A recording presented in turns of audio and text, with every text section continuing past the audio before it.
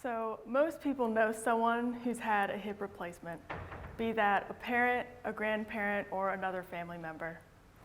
And so you know the anticipation leading up to the surgery, the anxiety for the procedure itself, and then the excitement to recover and get back to life as normal and doing the things they love to do. So now imagine them learning shortly thereafter that they're going to have to go through the whole thing again. There are nearly 40,000 hip replacement revision surgeries that have to be performed in the US every year. And these revisions are more likely to result in complications and are more difficult to recover from for the patient.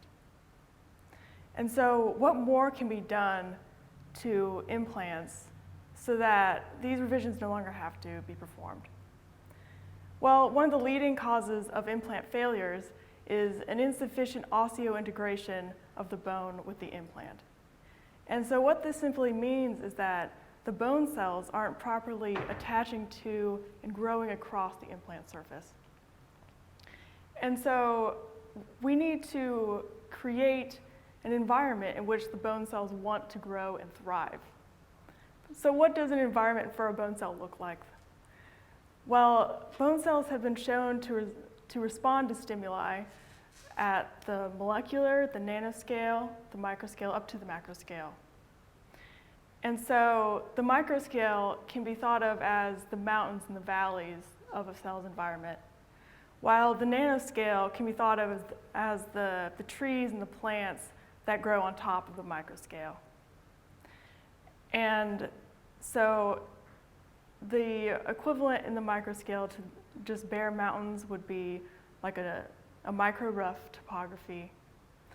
And so what's missing here is the nano topography. And this can be built using advanced manufacturing techniques such as atomic layer deposition. And atomic layer deposition works simply by inserting one precursor into a chamber to react with a substrate. And in this case, this would be an implant surface.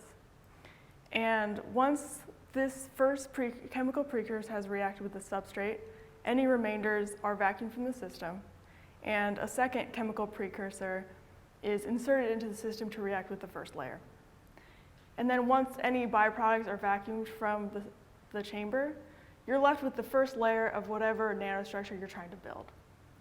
And so this process can be repeated as many times as you want to create whatever structure you're trying to build. And so through this process, the mountains and the valleys of a cell's environment, the microscale, can be converted into this lush topography that they can respond to in the form of a nanoscale topography. And so the atomic layer deposition conditions can be changed to create different topographies for these cells to respond to. And so here we have an anatase titania crystal as compared to a rutile titania crystal morphology. And literature has shown bone cells to respond positively to the anatase titania crystal morphology.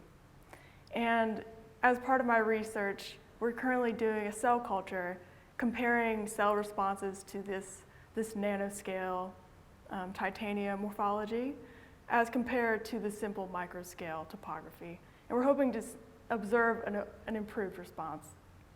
And so sometimes the answers to big problems can be solved in the smallest of places. So never stop looking at the small scale. Thank you.